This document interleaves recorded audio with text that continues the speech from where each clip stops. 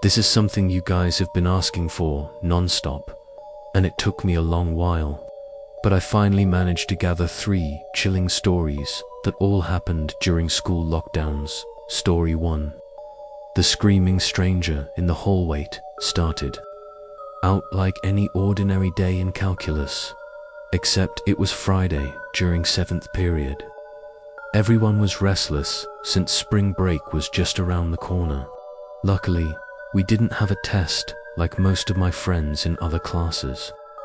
Our teacher, who was the laid-back type, pulled up a quiz game on sporcle.com just to kill time. We were in the middle of guessing random brand logos when it happened. Right after my buddy called out the answer, Adidas, the dean's voice suddenly blasted through the loudspeaker. But this time, instead of his usual calm tone, he sounded rushed, almost terrified. His exact words, "This is not a drill. Teachers, initiate lockdown procedures immediately." The mood shifted instantly. My easygoing teacher, who never seemed fazed by anything, quickly shut off the lights and pushed us all toward the back corner of the room. I had goosebumps crawling up my arms. The buzzing sound from the back panel cut out, which meant the school had killed the power. We all looked at each other in dead silence, realizing how real this was. Only a few minutes passed before we heard someone screaming in the hallway. It wasn't just yelling, it was a blood-curdling roar. 2 girls burst into tears as the noise got closer. The man was slamming lockers, bellowing, "I'll kill every one of you." That's when my heart dropped. The banging soon shifted to our classroom door. One of the crying girls screamed, which only drew more pounding. The stranger outside shouted, "Open up," over and over. It felt endless, like we'd be trapped there forever. Until eventually the banging faded and his screams drifted farther down the hall.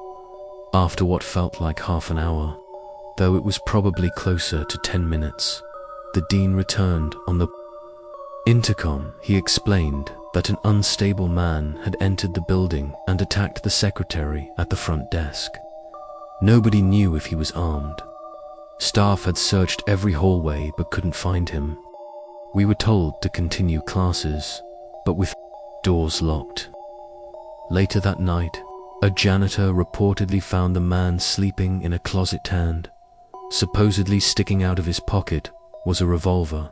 Before the police arrived, he was gone. To this day, no one knows what happened to him. Story 2. The man. Across the street at my middle school, we had 2 separate lunch periods. 6th graders and half the 7th graders went first. Then the rest of the 7th graders and all the 8th graders had second lunch. This lockdown happened during the first lunch on a grey, rainy day in October. I was standing in line when I suddenly heard 4 loud bangs. At first, I thought it was thunder, but the lunchroom erupted into screaming. Security stormed in and yelled for everyone to get into the multi-purpose room. Kids with trays of food had to throw everything away. The multi-purpose room was massive, with one whole wall made of glass. As soon as we were shoved inside, staff rushed to cover the windows with curtains. Teachers stood guard at every exit. My friend Eric asked what was going on and came back pale. He told us some guy in the houses across from school locked himself inside and said he'd shoot the cops if they tried to evict him. They also said he's a registered sex offender. We were stuck in there for over an hour, missing 2 classes. Later, my friend Brandy revealed she lived next door to him. The Halloween before, she saw him smearing blood on his window, carving the words, "Don't come here or I'll kill you." At the time, everyone thought it was just a spooky prank. Now we knew it was real and terrifying. Story 3. Hiding in the basement. Fast forward to just a few months ago. I I'm 22 now, fresh out of college, and ironically, I landed a job working at my old high school. I was assigned to the computer office in the basement, which actually isn't bad. It had desks, a TV, fridges, and air conditioning, which the classrooms didn't even have. One afternoon, I was eating lunch alone down there when the front office called lockdown.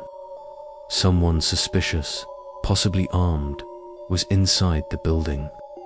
The problem was that my office didn't even have a door, just an open entrance, and the basement door had no lock. I turned off all the lights and my monitor, trying not to breathe too loud. After 20 minutes of silence, I heard the basement door creak open. Footsteps came racing down the stairs. I dove under my desk, heart pounding. A man entered the office but didn't switch on the lights. Then, the worst thing possible happened. My phone dinged with a text. The stranger's footsteps got closer until I couldn't take it anymore. I bolted out from under the desk, begging, "Please, don't hurt me." The man was wearing a red plaid shirt and a dark cap. He grabbed my arm and said he was just hiding, asking if there was an exit. He claimed he had come to pick up his son when a teacher told him to shelter. But then I checked my phone. The text was from my coworker upstairs. "Dude, stay put. A guy with a gunshot, Mr. Buckley. He's wearing a red shirt and hat. Do not come up here." I froze. The man in front of me matched the exact description. He caught my suspicious look, and panic set in. I turned and sprinted for the stairs. A gunshot rang out, the bullet ricocheting in the darkness. Somehow, I made it upstairs, alive. Police were waiting at every exit, including the basement. They arrested him the second he tried to leave. Mr. Buckley, thankfully, survived the shooting. Nobody knows what started the feud between him and that man, but I'll never forget the sound of that gunshot echoing in the basement.